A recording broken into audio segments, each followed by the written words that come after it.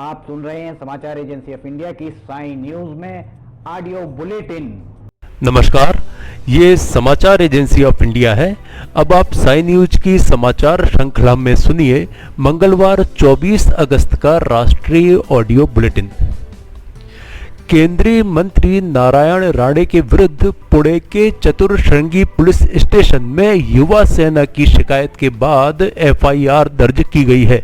मुख्यमंत्री उद्धव ठाकरे के विरुद्ध आपत्तिजनक भाषा का उपयोग करने के लिए नारायण राणे के विरुद्ध आईपीसी की धारा 153 और 505 के तहत मामला दर्ज किया गया है। केंद्रीय मंत्री नारायण राणे ने महाराष्ट्र के मुख्यमंत्री उद्धव ठाकरे को थप्पड़ मारने संबंधी विवादित बयान दिया था, जिसके बाद विवाद उत्पन्न हो गया है।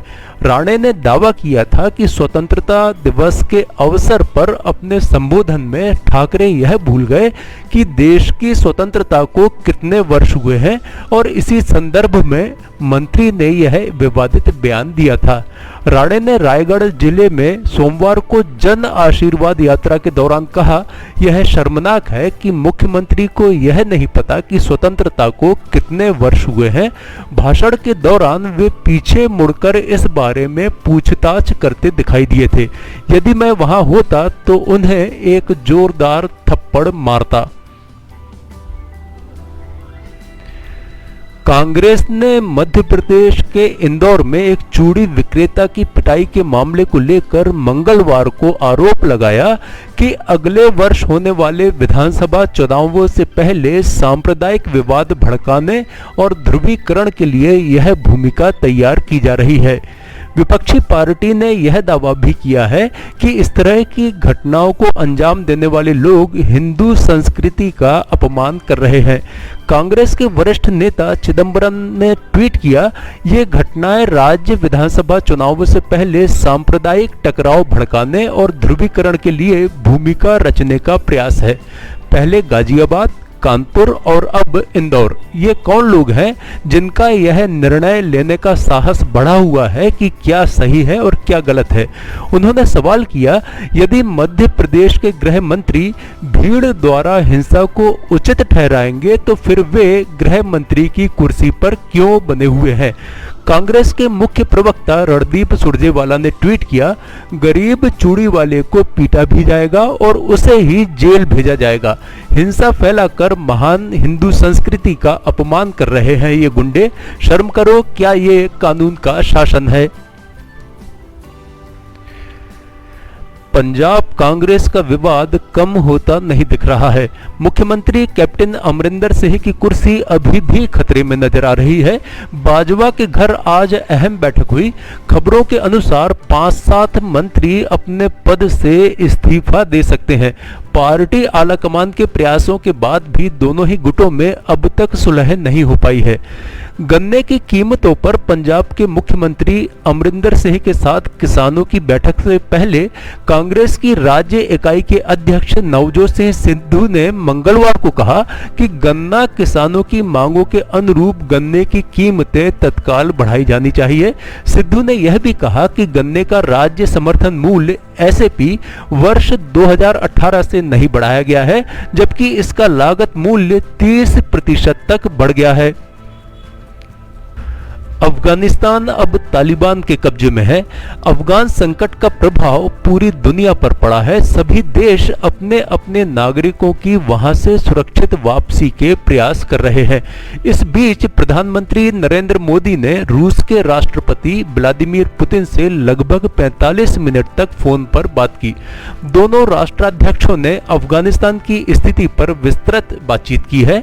प्रधानमंत्री नरेंद्र मोदी ने ट्वीट करके इस चर्चा की जानकारी दी। उन्होंने कहा, अफगानिस्तान में हाल के घटनाक्रम पर अपने मित्र राष्ट्रपति पुतिन के साथ विस्तृत और उपयोगी विचारों पर आदान प्रदान किया। हमने द्विपक्षीय एजेंडे के मुद्दों पर भी चर्चा की, जिसमें कोविड-19 के विरुद्ध भारत रूस सहयोग शामिल है। हम महत्वपूर्ण मुद्दों पर करीबी परामर्श जारी रखने पर सहमत हुए हैं। उत्तर प्रदेश के घोसी मऊ के सांसद अतुल राय पर बलात्कार का आरोप लगाने वाली पीड़िता की मंगलवार की सुबह दिल्ली में मौत हो गई।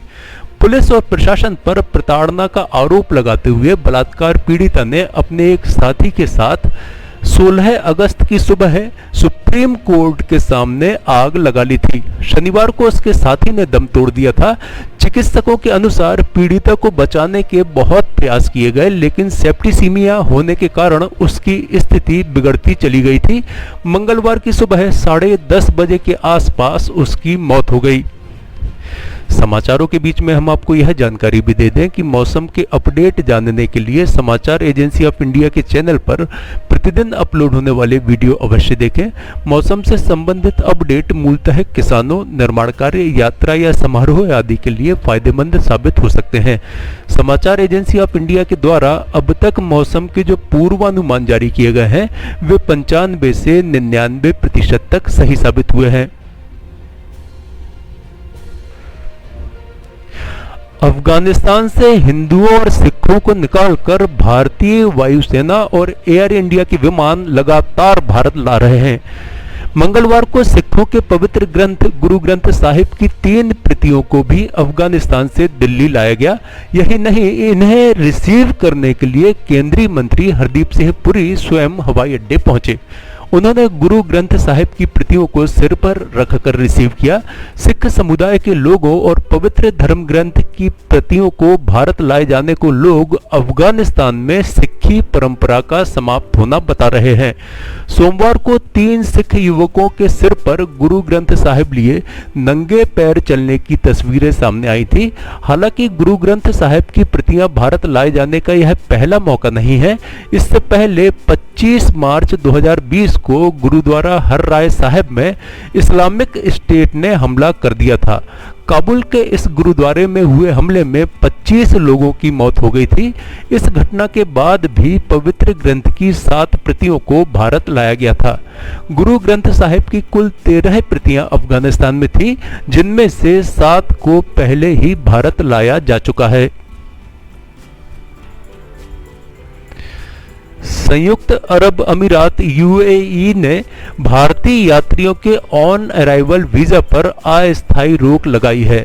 एतिहाद एयरवेज ने बताया कि इसमें वे यात्री शामिल होंगे जो भारत से यूएई पहुंच रहे हैं या जो पिछले 14 दिन से भारत में रह रहे हैं।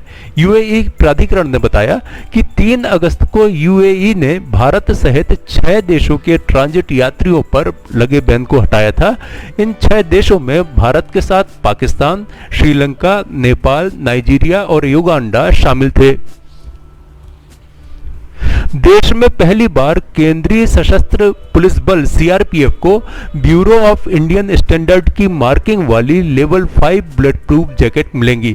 सैनिकों के लिए सितंबर के अंत तक यह जैकेट उपलब्ध हो जाएंगी। यह जैकेट प्रधानमंत्री नरेंद्र मोदी के आत्मनिर्भर भारत विजन के तहत तैयार की गई है। पंजाब के मुख्यमंत्री कैप्टन अमरिंदर सिंह और कांग्रेस अध्यक्ष नवजोत सिद्धू के सलाहकारों के बीच जंग थम नहीं रही है। सोमवार को सिद्धू के साथ बैठक के बाद देर रात सलाहकार मालविंदर माली ने फिर सोशल मीडिया के जरिए कैप्टन पर हमला किया। माली ने पाकिस्तानी पत्रकार अरूसा आलम के साथ कैप्टन अमरिंदर सिंह, डीजीपी दिनकर गुप्ता व चीफ सेक्रेटरी विनी महाजन के साथ फोटो पोस्ट की। इसमें माली ने पूछा कि कैप्टन के राष्ट्रीय सुरक्षा, पंजाब प्रशासक व आर्थिक सलाहकार कौन है, सोचो और बोलो। साफ तौर पर कैप्टन की फटकार के बाद माली ने अब उन पर व्यक्तिगत हमले आरंभ कर दिए हैं। माली ने लिखा, कैप्टन ने सिद्धू के सलाहकारों के साथ सियासी लड़ाई आरंभ कर साबित कर दिया है कि उनका सियासी कद कितना रह गया है।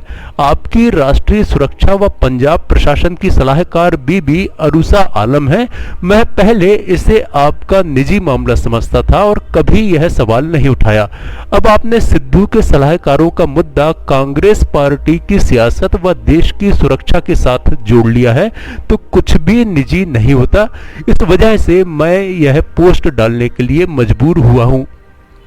आप सुन रहे थे समाचार एजेंसी ऑफ इंडिया की साई न्यूज की समाचार श्रृंखला में शरद खरे से मंगलवार 24 अगस्त का राष्ट्रीय ऑडियो बुलेटिन। बुधवार 25 अगस्त को एक बार फिर हम ऑडियो बुलेटिन लेकर उपस्थित होंगे। आपको ये ऑडियो बुलेटिन यदि पसंद आ रहे हो तो आप इन्हें लाइक, शेयर और सब्सक्राइब अवश्य करें। अभी आपसे अनुमति लेते हैं। जय हिंद।